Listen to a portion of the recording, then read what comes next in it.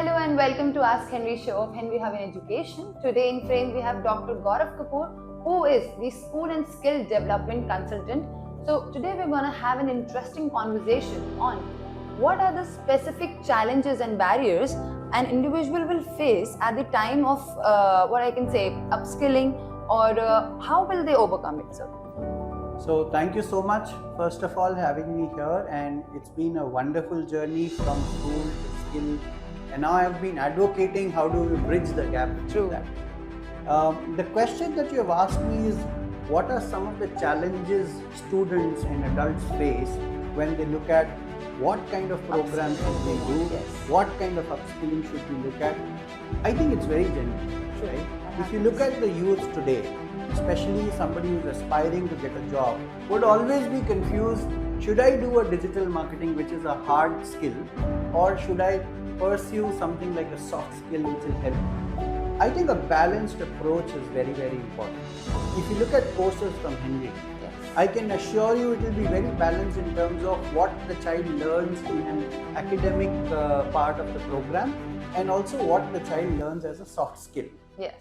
Right? And when you balance it and when you bring it together, we are always talking about holistic development in the education sector. Yes. And this is what you need as an employer when somebody is coming for an interview. I need to have a candidate who's balanced between academic qualification, soft skills, maybe presented, the candidate should be able to present his or her idea very well.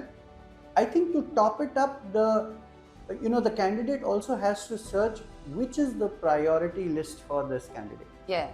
Do we need to really polish on my communication skills, or do we really need to work? So it goes hand in hand, but a balanced approach is always better. Okay. So what is the process to overcome it? If I am a communication student, because I have done my bachelor's in communication, but I am very bad or not that much good in critical thinking or aptitude. So how will I overcome the bridge? What will be the process, sir? So if you look at the criteria from university, now students can pick and choose different streams and make career out of it. Yes, right? That happens. Understand a scenario where the child or a student or an adult is now looking for a job opportunity. You also have to understand, are you in a public facing role or are you in a back end role? Okay. People who are in public facing role like sales, accounting, these are the students or candidates who should look for communication skill as a primary skill. Okay, yes. But people who are at the back end, they have to do calculations, they have to do problem solving, critical thinking. They should look at, or they should rather focus on some of the skills which could be more essentials for them to get a job. I think, like I mentioned earlier, a balanced approach is better. Yes. But look at the kind of job role that you're applying.